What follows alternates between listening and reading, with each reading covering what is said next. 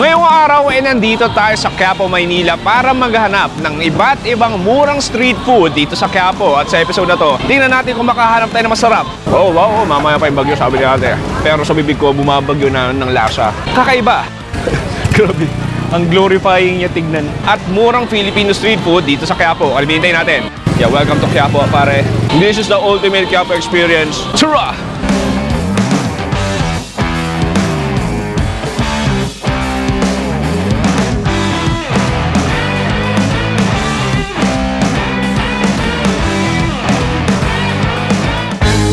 Pops, welcome to Quiapo, Maynila. It's been a long time, pare. Huling po na natin dito 2025 at nandito tayo nag-rest back dito sa second channel natin, Another Chewy Show, para maghanap ng mga murang street food, Pops. Ang target ko sa episode na to is, una sa lahat, ay, wala, may motor.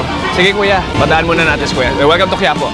Yeah, this is very Quiapo. I love Quiapo. Pops, sa episode na to, alas 9 na ng umaga ngayon at it's very exciting na pumunta sa bustling, very busy, chaotic, pero masaya na Quiapo para maghanap ng mga murang street food. Sabi nga nila, Pops, dito, kung sa Amerika may $1 menu challenge, dito sa Quiapo, tatry natin gawin kung saan nabot yung $1 mo. $1 roughly nasa 50 to 60 pesos yan. So tignan natin yung budget natin sa kada putay kung makakahanap tayo ng $1 breakfast o $1 food, di ba? Pinagsama ko yung concept ng episode na to. Pare, proceed na yung unang food trip dito sa Quiapo. Tara!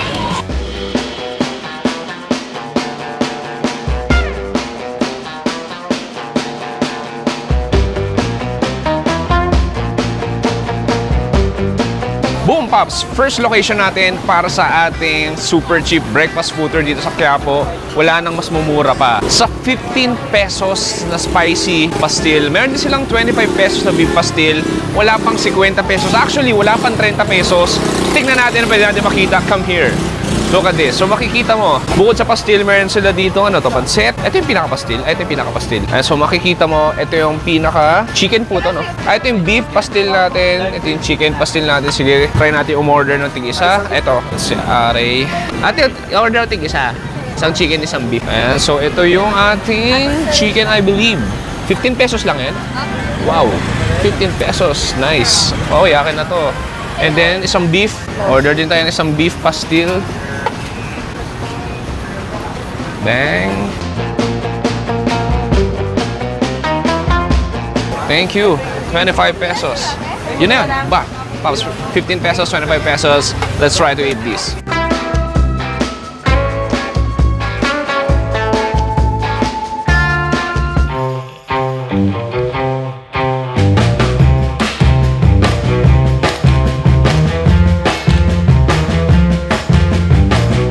Okay, Pops, ito na yung ating dalawang klase ng pasil. Alam mo, pinakamaganda dito yung dining area nila. Very ergonomics, Pops. Kita mo, a nice high table, a nice high chair. And nandito na lahat. Kailangan mo ng kalamansi sili, boom, nandito na. Kailangan mo ng kubyertos na wala nang gumagamit sa 2026 sa salitang yun. Nandito na. Kailangan mo ng, which is kailangan natin ngayon. Kailangan natin ng gloves. Nandito na asukal, chili sauce, toyo. Nandito na lahat. Sige, Pops, ang gawin ko, tikman natin. So, simulan ko muna sa kanilang 15 pesos, pare. Sa panahon ngayon sa krisis na ekonomiya ng ating bansa, saan darating ang 15 pesos mo dito sa Quiapo, eh meron kang chicken pastil. Boom, heto na yon. Sige, wow, alam mo, no? Okay, kahit pa paano, a handful ng ulam. Sige, kuha ko dito konti. Mainit pa yung kanin. Marami na yung kanin niya. Tikman natin. Cheers! Oh, wow. Oh, nice. Very adobo. Definitely. May lasa ng green chilies. May lasa ng green chilies. Yung pepper, medyo buo-buo pa. May green. Tapos di ko alam kung may bell pepper yun. Pero basically, lasa ng adobo. Matoyo, maalat. Mag-garlic din siya. And yung kanin natin, very moist, malambot. 15 pesos, hindi ka magreklamo. Saba. Or, from 15 pesos, if may extra 10 pesos ka, bakit hindi ka mag-beef? Meron na itong beef pastil. May naiwan pa ditong konti. So gawin ko kuha ng konti dito. Grabe, parang medyo mamantika. Mapapansin mo, medyo mamantika yung ating beef. So kuha na may sili. Cheers. Oh wow, ang galing. Basically, parang siyang adobo na medyo may pagkatapa. Ang lasa ng pastil nila dito, hindi siya very maranaw. Ang lasa ng mga pastil dito, medyo maadobo siya. Pero I mean, magrereklamo ka ba? 25 pesos, marami-rami na rin yung karne, may mga konting taba. Ang pinakamaganda dito, yung sauce niya pare, medyo manghang. Pops, marami pang almusal dito sa Quiapo. Hanap tayo next food trip.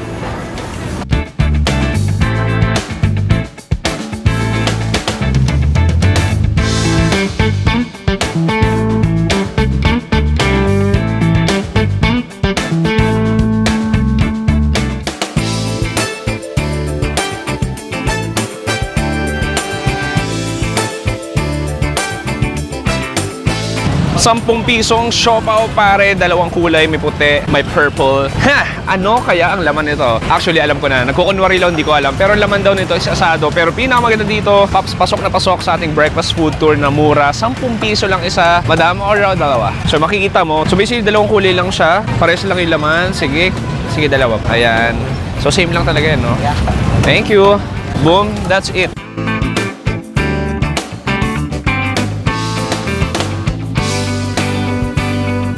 Okay, Pops, ito na yung ating dalawang klaseng siopaw. ₱10 lang isa, Pops, ang mura. Sige, kuha tayo. Alam mo, it's between white and purple. I'll just choose purple dahil paborito ni Tina ang purple. Tama ba, Ryan? Paborito yung purple. Okay, sige. Dissect natin. Boom! Uy, okay, may giniling. Hindi ko alam kung anong asado to. Hindi ko alam kung anong klaseng karne to. Tikman na lang natin. Cheers!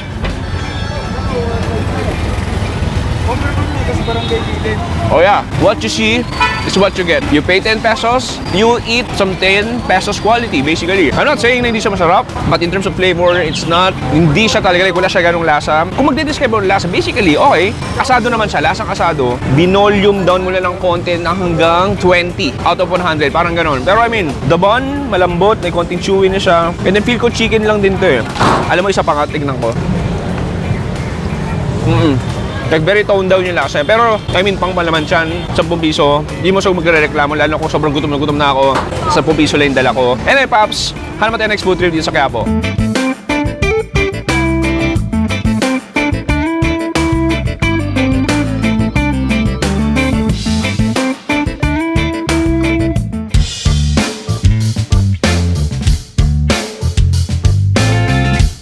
Boom! Pops, dito sa Quiapo, pag ganito kaaga, meron na agad nagbebenta ng baga, diba? So kung medyo wala ka ng hininga dito, may extra lungs sila. Okay ka lungs? I'm okay lungs. Corny ko nun. Anyway, Pops, makikita mo dito, basically, so linuluto siya na parang adobo. Makikita mo yung mga laurel, may mantika, at diba mga klaseng spices. So ito, iba, gamit nila baga ng baka dito, baga ng baboy. So meron kang dalawang klaseng variety. Magkano to, sir? 25.50 lang po. Meron tayo ditong 25, meron tayo ditong 50. Meron tayo? Ano to? Styrofoam. Okay. Pang large orders. Okay. Yun yung pangalan na Ate Jack's baga ng mama mo. Meron silang large order, 100 pesos, di ba? Kung nagkikrave ka ng baga. Bakit hindi? Pero sige, kote 50, tapos pwede mong i-reheat yan sa kanilang microwave. Ay, hindi. Ay, joke lang. Hindi pala. Walang microwave, pero i-reheat dito. Bubuhos ko na lang. Okay. Yun. So, i-reheat siya. Kung huwag masyadong mainit pa, di mo papasok, ah. Pero alam mo, in all fairness, mabango siya. Like, very aromatic. Amoy na amoy ko yung ano nung laurel, yung amoy nung laurel. And then, ibabalik na sa aking very sturdy plastic cup. Kaya katulad mo nangyayari dito. This is Quiapo. Merong tricycle ngayon na sasabit sa kahoy ng kanilang pinakabubong. Yeah, welcome to Quiapo, pare. Okay na, thank you. That's suka, no? And then, syempre, lalagyan mo na extra flavoring na suka. Alam mo, konti lang. Bang! And then, kuha tayo ng... So, 50 to, no? Okay, let's dig in, Pops. Kuha tayo. Tikman natin. Cheers! Oh, wow, mamaya pa yung bagyo, sabi ni ate. Pero sa bibig ko, bumabagyo na ng lasa. Una sa lahat, Pops, ano maganda dito? Hindi siya mango. This reminds me of dos tres. Para mas pinalaki lang siya. Galing. I mean, in all fairness walang halong etchos, masarap siya. Very fragrant siya dahil sa laurel. May konting katamisan siya. Definitely mabawang din siya. And then suka natin, maraming sibuyas, masarap. Oh wow. I mean, oh shit, sarap. 9 AM in the morning, kainin mo to. May extra hangin ka, may extra lungs ka. Hello sir, bakit mo si sir? Para kita si sir. Thank you sir, salamat. Salamat. I mean, this is a good kind of food.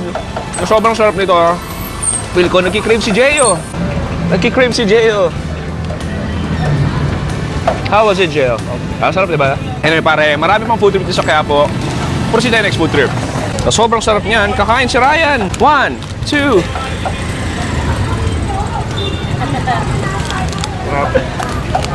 Sarap. Good.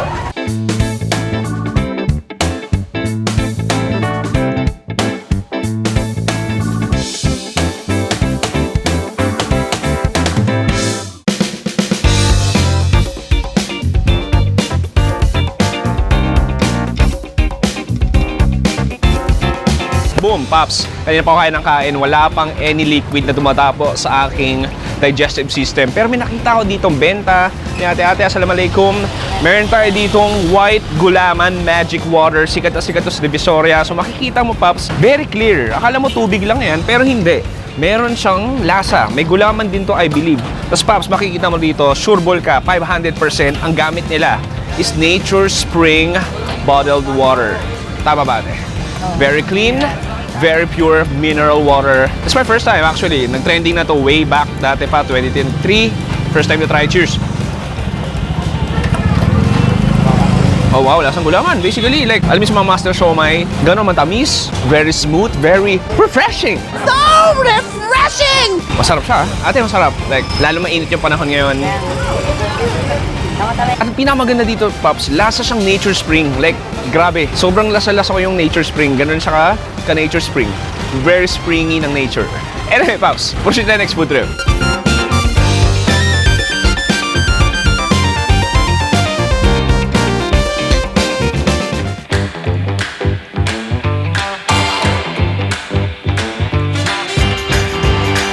Okay, Pops, meron tayo ditong mini Oreo pancake.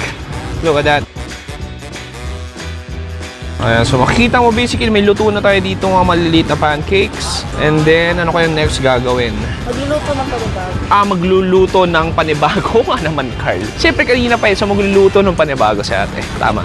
Nararamdaman ko na yung hangin. Okay, Pops, so ito, naglalagay niya ng batter si ate ng ating mini pancake. So makita mo, akala mo nagluluto siya ng takoyaki, pero hindi. Ang linuluto niya is mini pancakes.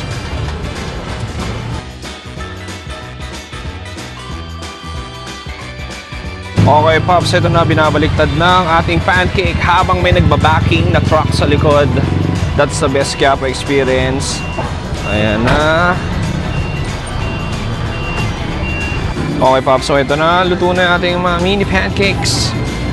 Alright. Okay, ito na, lalagyan na ng ating mga flavorings. Lalagyan ng ating crushed Oreos. Lalagyan ng chocolate sauce. Oh wow, look at that. And then, boom, I think that's it.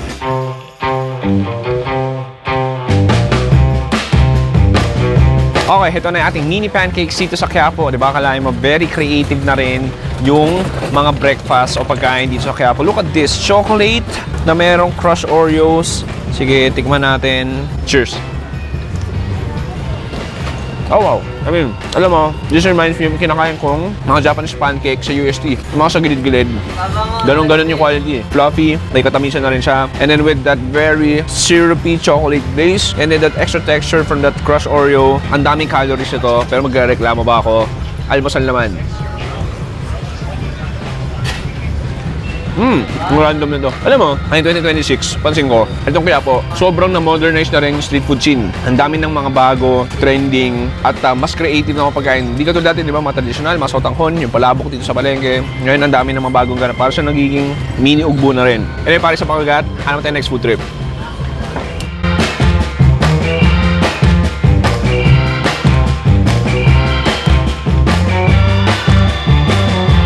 At tuloy-tuloy pa rin ang ating food trip dito sa Quiapo nang meron tayo ditong napakamurang 70 na lumpiang sariwa. Kuya, anong ingredients ito sa loob? May Vegetable lang. vegetable katulad ng singkamas, kamote. Si Kuya order ako isa. So makita mo, sa 70 pesos na yun, dalawa na. So kung kumuha si Kuya dito, may lettuce to, no?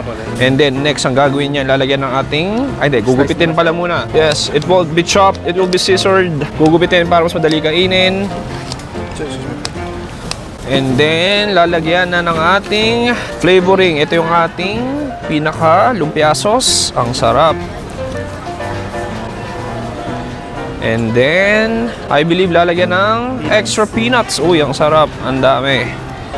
Garlic, sir. Garlic, yes kuya. Bakit hindi? Yun, may garlic paste tayo dito na medyo manghang. And boom, that's it. Ang sarap nun. 70 pesos.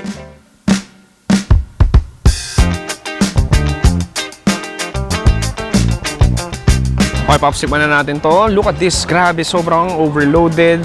Ang ganda niya. Shimmering siya sa mata ko. Sige, kuha tayo ng maraming bawang sauce. At yung gulay natin. May siyang kamas, kamote, at meron tayong lettuce. Let's give it a cheers.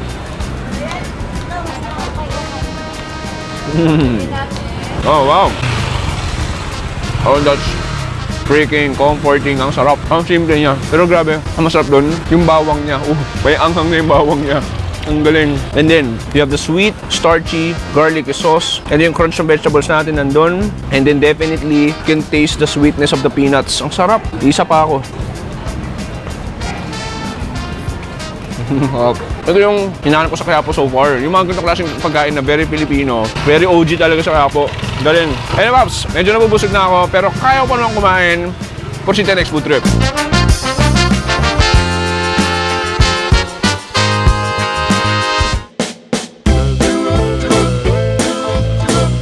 Okay, Pops, next food trip tapat ng ating napakagandang historical Quiapo Church. Meron tayo dito si ate. Ate, ano man name niyo? Belinda po. Ate Belinda, nagbebenta ng giant freaking okay. Look at this. At okay, nabuksan ko ate ha.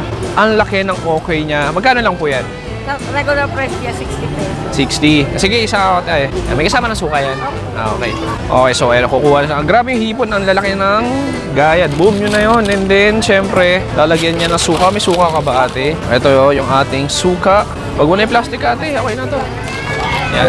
Thank you. Okay, Pops, tikman na natin ating giant okoy. So, makikita. Ang laki talaga. Parang biro laki, Pops. Parang kala mo maruya. Grabe. Ang glorifying niya tignan. Sige. Though, to be fair, syempre feel ko kanina pa to nakababad. I mean, to be fair, medyo hindi na siya mainit. Pero sige, kuha tayo dito ng suka natin. Lagyan natin. Uy, paliguan natin. Boom. Okay, Pops. Tingnan natin. Akala mo kakain ako ng Taiwanese XL fried chicken pero hindi.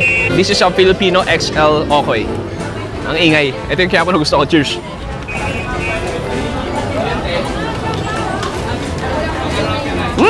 Okay. Very straightforward. Oh, I like this. Ang kapal ng batter niya. To be fair, medyo maharina siya. Pero maganda dito, kada kagat mo ng harina, may kagat ka ng hipon.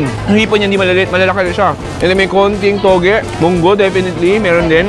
And then, yung sting, yung sourness galing sa suka.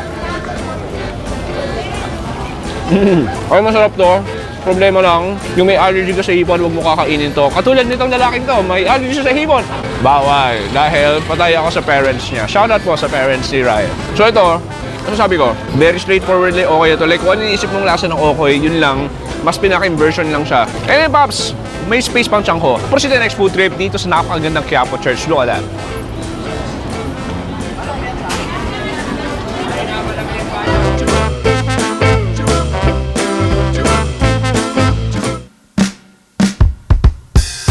Boom! Pops, grabe. May nakita tayo dito, favorite ko.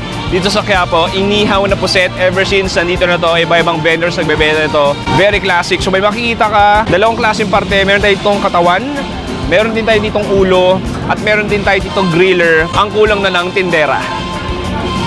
Nasaan si ate? Ate, where are you? Wait natin sa ate. Feel ko darating na siya. So dito muna ako. Nihintay ko na lang si ate tindera. Kompleto na yung experience natin. Okay, Pops, nandito na si ate. Kanina ko pa hinahanap. Finally, at nalagay siya ng very aqua blue na umbrella. Di-describe pati pa yung... Ate, order ako. Magkano yung isa ate? 20, Sige, dalawang 20. Tapos dalawang 15. Hindi, 50 po. O sige, 3.50. Ayan, so makikita mo, ginigrill na ni ate. Mabilis lang yan, pare. Alam mo, Pops, no? Kung nakapag-Quiapo na kayo, na-try nyo na yung mga dragon fruit, na-try nyo na yung chow fan, etc. Don't miss out to eat some squid skewers, grilled skewers dito sa Quiapo. Para sa akin, matatagal. Ate, matagal yan nagbenta nito, no? Diba? Ever since sa Quiapo, sikat talaga yung puset. Please try nyo. Favorite ko talaga to. So ayan, makita. Mabilis sila malutuin yan. Unti-unti na naki-crispy char yung ating puset.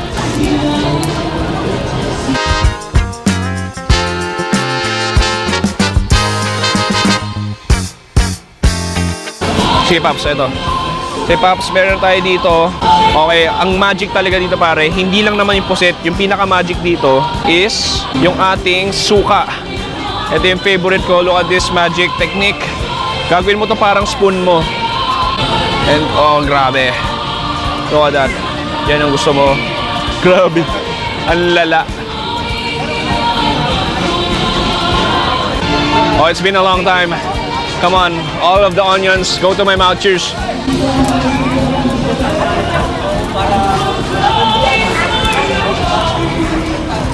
Oh, wow. Grabe. Parang naging candy na. Yung pulang sibuyas. The saltiness, the aroma, the pungent flavor of the puset. Malutong, chewy. Pero pinaka nagpapalasa is yung pulang sibuyas na may suka, matamis, malasa, at ang kanta ng ating simbahang Katolika dito sa Quiapo. This is the ultimate Quiapo experience. Kundi na lang, sasayaw na ako ng folk dance dito sa Quiapo. Isa pa, Paps. Cheers. Shoutout kayo, bati ka. Pa-shoutout po sa Ministry of Other Service ng Licensure Ano kayo dito? Sa Kristan? sa Pililla po. Okay, thank you, Pops. Thank you. It's Jeo's turn. Look at this. Head of the squid. Jeo, make me proud. Kuha ka na marami. Yan ang sinasabi ko.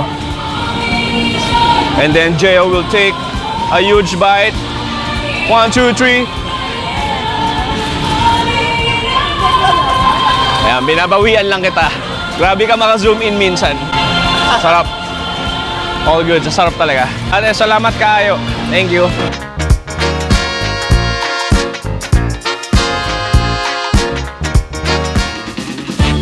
Pops, next. Very random. May nakita tayo dito. Si Kuya. Kuya, kutsinta yan, Kuya? May yema yan, gano'n? Ayun, sakto, Pops. Very classic. Ayan, so makikita mo ko. Makita ko, Kuya. Boom, Pops. Ito yung pinaka gusto natin. Dalawang klase. Aputo yung isa. Sige, kung paputo na rin ako, Kuya. Magkano ba isa? 5 isa. Bigyan mo kasi ganito, may kutsinta tayo dito. Sige, kahit mga tig 3. Ayan, tas 3 puto rin, Kuya. O, lagyan ng yema. May extra yema tayo dito. Yang sarap. Ito yung sinasabi kong very Quiapo. Uy, may, ano dito, nyog. May nyog din tayo dito. Lalagyan ng nyog. Okay. Puto, sige, Kuya. Sa taas, may puto rin tayo dito. And then, sila lalagyan ng, grabe naman, lalagyan ng yema rin.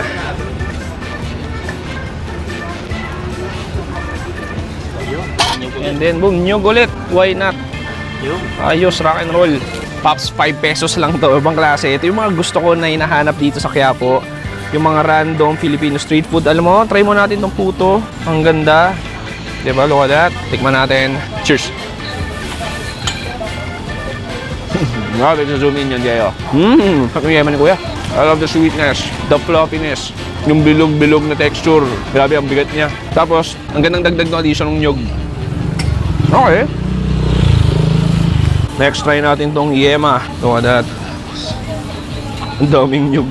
Okay, tignan natin yung nyog. Cheers. Nyog tuloy, kutsinta. Grabe. Huling kayo kong kutsinta ko. Kaya ko na malengke pa nanay ko nung grade 3 ako. Oh, it's very gelatinous, very bouncy. Grabe, nasang kabataan. Okay, pare. Tapos na tayo dito sa Quiapo. Pero technically, yung other side, yung paborito kong isang lugar sa Quiapo para kainan, punta tayo ng Muslim Town para tapusin itong food trip na to.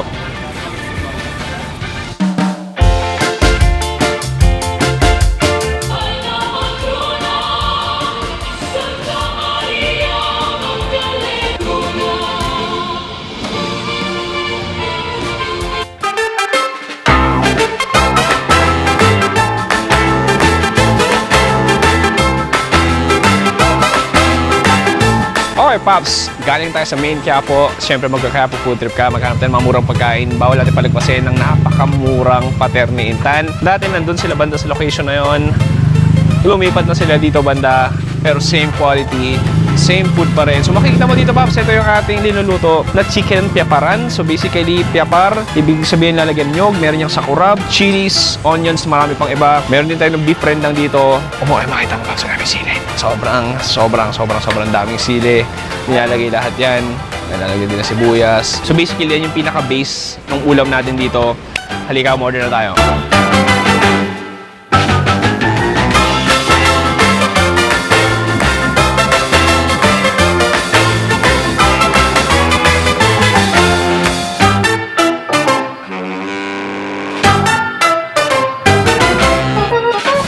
So yung peparan wala pa? Puro tinan mo.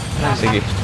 Puro rendang pa lang. Okay, Pops, sayang. Hindi pa luto yung peparan. Pero ito lang yung meron tayo dito. Meron tayo dito tinatawag na hinimay. So basically parang siyang adobo. Ito, order din tayo ng beef rendang. Which is ito yon. Kanin pala. Hindi pala beef rendang to, kanin. Ano yung beef rendang nyo?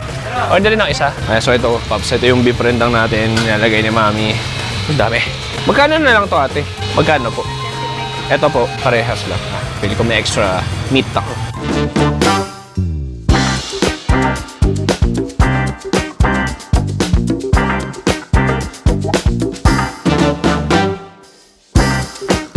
Okay, Pops, try na natin ito. Tinatawag nila hinimay. Basically, parang spicy adobo. Alam mo, parang never ko pa na-try ito. Laging yung ano na lang, yung peparan. Sayang di pa luto. Paborito ko sana yun. Pero sige, try lang din natin to. Kuha tayo ng konting kanin. Cheers! Tignan natin. Oo nga. Kasi parang siyang adobo nga. Na mas toasted yung lasa. Galing. Parang siyang ano, manghang din, definitely. Ang galing kasi parang siyang adobo na mas maalat, mas ma-pepper. At sa same time, mas smoky. For sure, may palapa rin yun. Pero, ito pa yung highlight. Ito yung ating chicken rendang.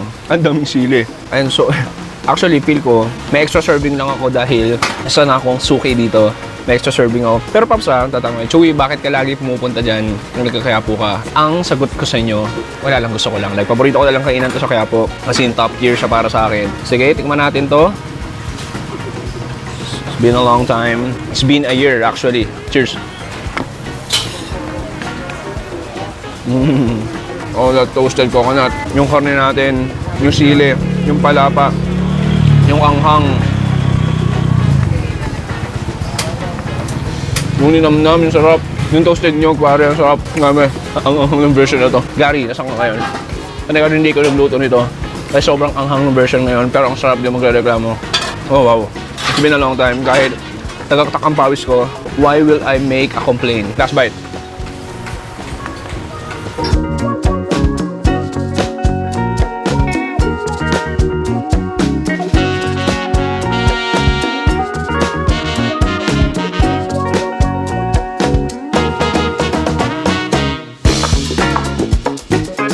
Okay, pare, dito nagtatapos ang ating super cheap $1, di ba, social? Wala pa tayo sa Pilipinas, pero $1 street food challenge dito sa Quiapo.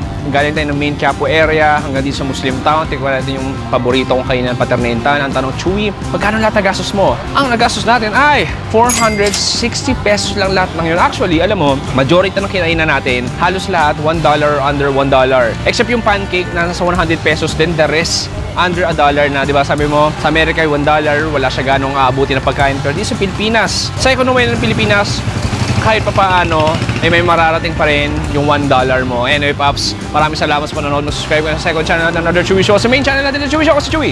Dito sa Quiapo, sabi, stay safe, good night and goodbye. Bang! Yeah.